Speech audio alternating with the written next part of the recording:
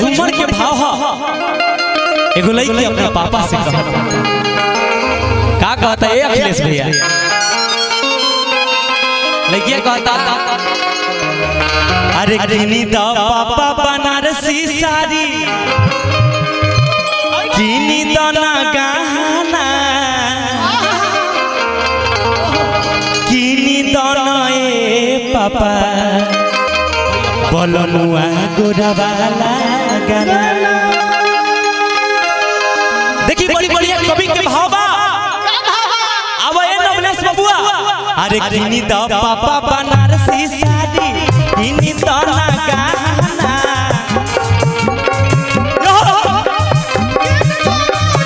किनी दा पापा बनारसी साड़ी किनी दा ना गहना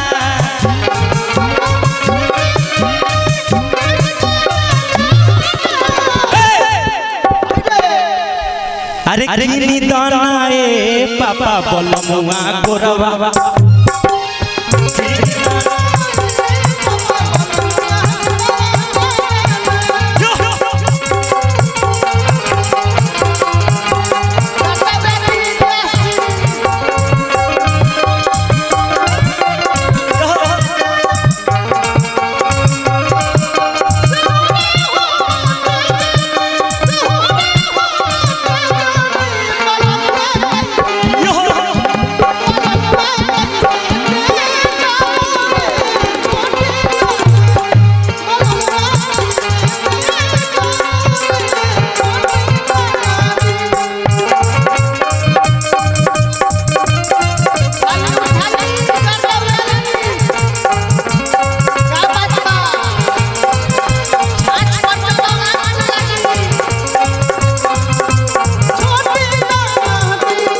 और का कहता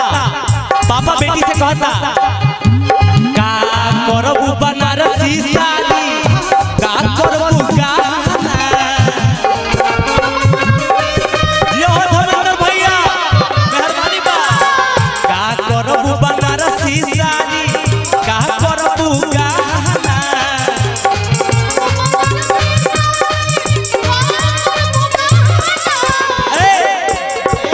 अरे क्या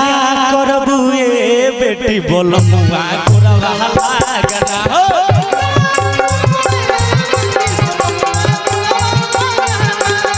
का करबू ए बेटी बोलमुआ गोरवाला गाना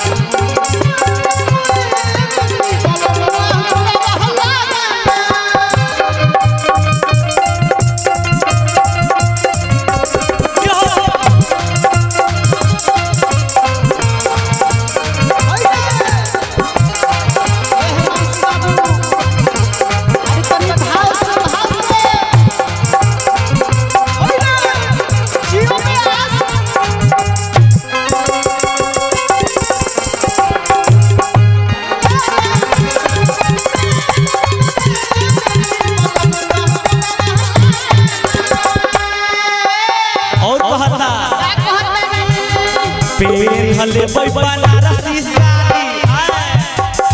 लगाई ले बई गहना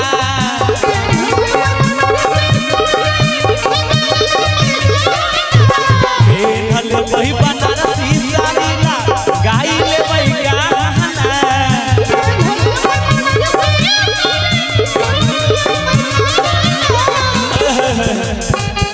चली जबई पापा बोलमुआ गोरवा